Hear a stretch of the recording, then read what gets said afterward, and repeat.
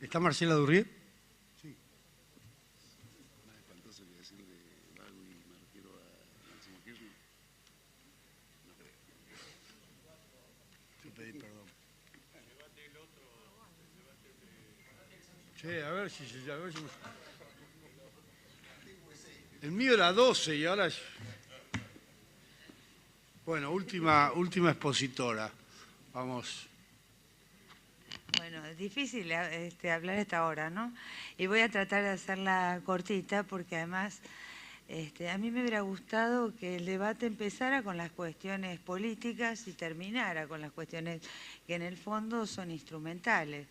De todas maneras, quiero agradecerles a todos, la verdad que aprendí muchísimo. Pero yo quería hablar de otro tema y voy a dar por sentado de que estamos en el siglo XXI y que estamos en la Argentina, un país que tiene una trayectoria con el tema de la mujer y que hoy nadie, por lo menos nadie se animaría a decir públicamente que hay que discriminar a las mujeres, que las mujeres somos tontas o algo por el estilo, y que es políticamente incorrecto ser machista o misógino. Y me parece que en este debate electoral las mujeres hemos estado ausentes. Hace poco, hablando con el doctor Pinedo por el tema de la Corte, él me decía, no, en realidad tenés razón, debería haber mujeres en la Corte, se nos pasó. Y recién estaba hablando con Frigerio y decía más o menos lo mismo, bueno, nadie lo dijo, lo cual es bastante dudoso. Lo que digo es que hemos estado ausentes de este debate. Y me gustaría hacer un poquito cortito de algunas cosas de la historia argentina, porque tienen que ver con los aprendizajes. Ustedes saben que la Argentina siempre fue un país donde las mujeres tuvimos muchísima participación.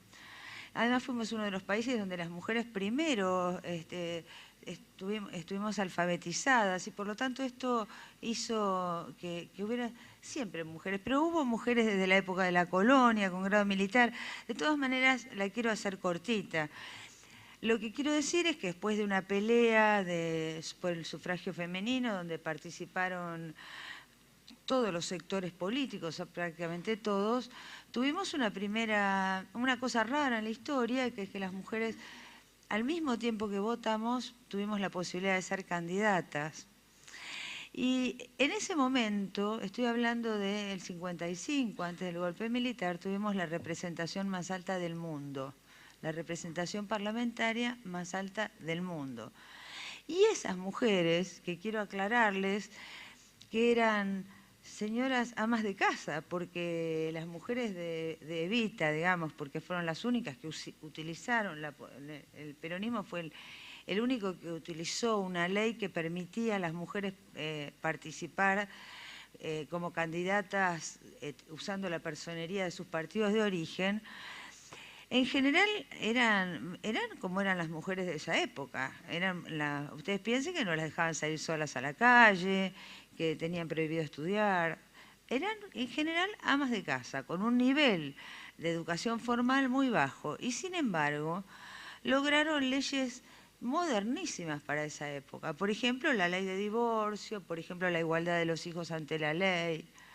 Y digo esto porque esto se repitió en el debate parlamentario del voto, después en el debate parlamentario de la ley que permitió a las mujeres ser candidatas, después en el debate parlamentario del cupo. Es siempre igual, las mujeres no sabemos, no queremos, no podemos. Ahora, yo les cuento, en la Argentina, y les cuento una historia de la Revolución Francesa, porque alguien usa el argumento de decir somos iguales ante la ley, ¿no?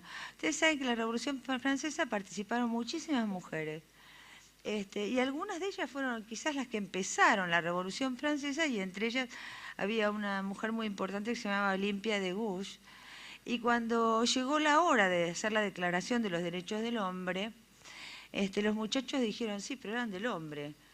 Y entonces Olympia de Gouges tuvo el curioso privilegio de ser guillotinada, porque en ese momento las mujeres la colgaban porque no eran ciudadanas, entonces a Olimpia la guillotinaron en reconocimiento a su participación de la Revolución Francesa.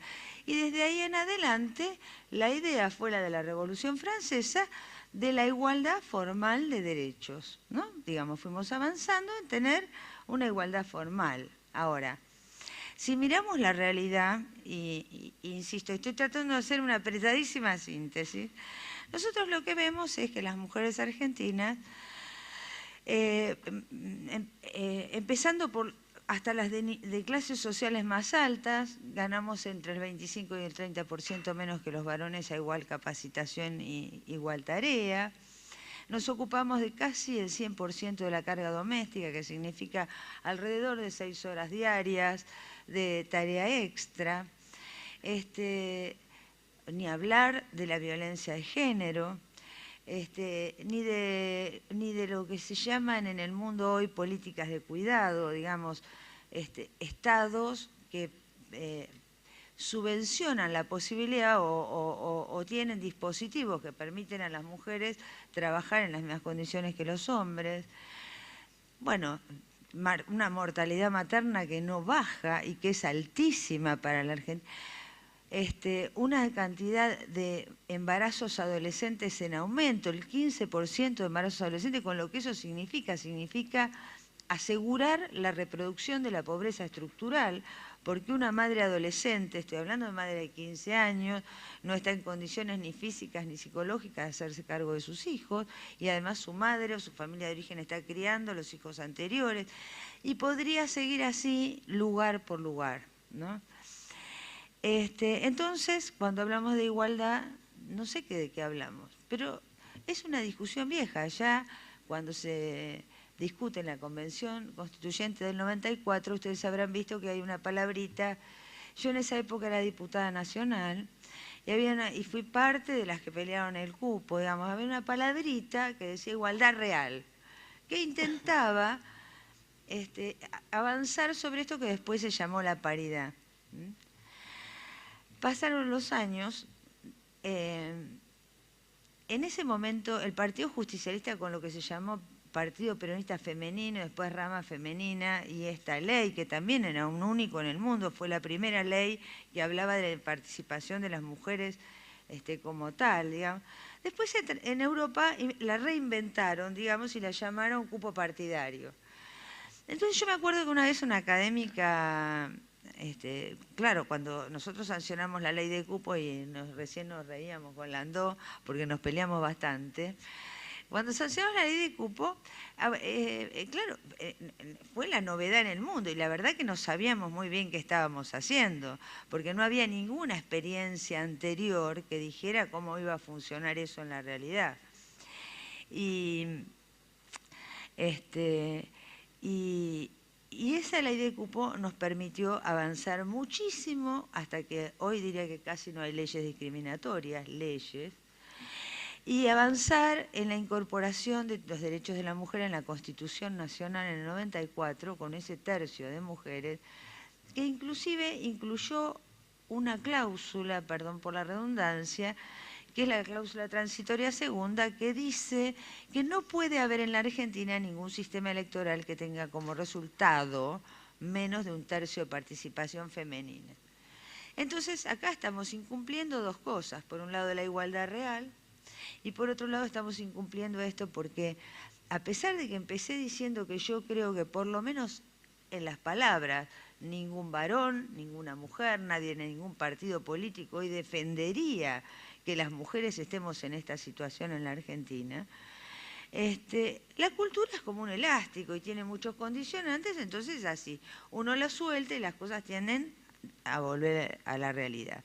Cuando se discutieron en esos momentos los sistemas electorales, cuando intentábamos aplicar el cupo, siempre cuento algunas anécdotas que son divertidas. Por ejemplo, al primero que fuimos a ver fue a Reutemann, que era el gobernador de Santa Fe, y le dijimos hay que aplicar la ley de cupo. Reutemann dijo estoy de acuerdo.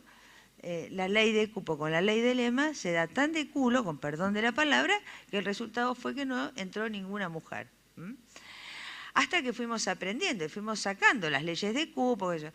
Ahora, ¿qué pasó con el tiempo? Soltamos el elástico de alguna manera, y no solamente empeoró ostensiblemente la situación de las mujeres en general, y de una manera peor, porque hoy las mujeres de clase media educada tienen hijos a los 30 años y tienen 2 hijos, y las mujeres pobres tienen cada vez más hijos a edades más tempranas, con lo cual ha aumentado la brecha. Es un segundito y termino.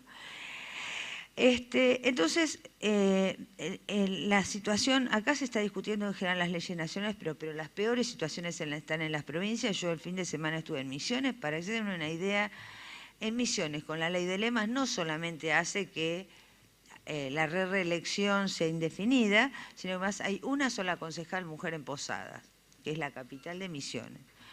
Entonces, nosotros lo que estamos diciendo es, a esta discusión, además de todo lo que venimos escuchando, hay que incorporar la ley de paridad, que es una ley definitiva que lo que va a hacer es incluir una mujer y un hombre y empujarla en las provincias, que es donde tenemos más problemas, porque compartir el poder es la única manera de terminar con las cuestiones que condicionan la violencia de género, la pobreza estructural, todas estas cosas que yo antes describía. Lo quiero decir porque además sé que represento la opinión de la mayoría de las mujeres que hoy estaban sentadas acá y de la mayoría de las mujeres de nuestro país. Yo en este viaje a Misiones estuve con las tareferas.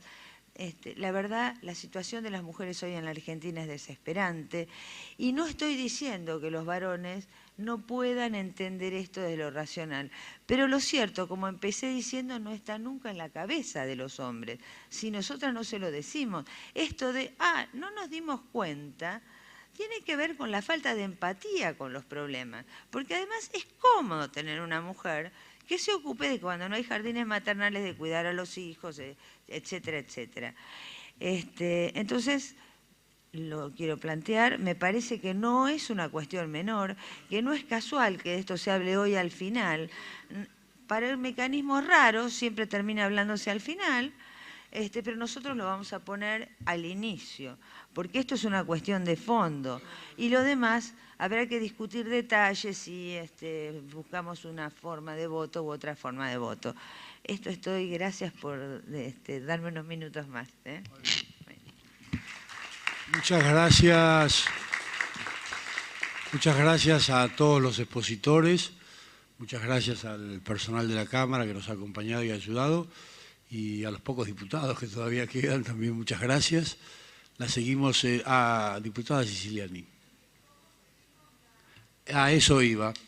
Seguimos el martes que viene con otro plenario, pero ya destinado a debatir entre los diputados el proyecto a partir de las 14 horas.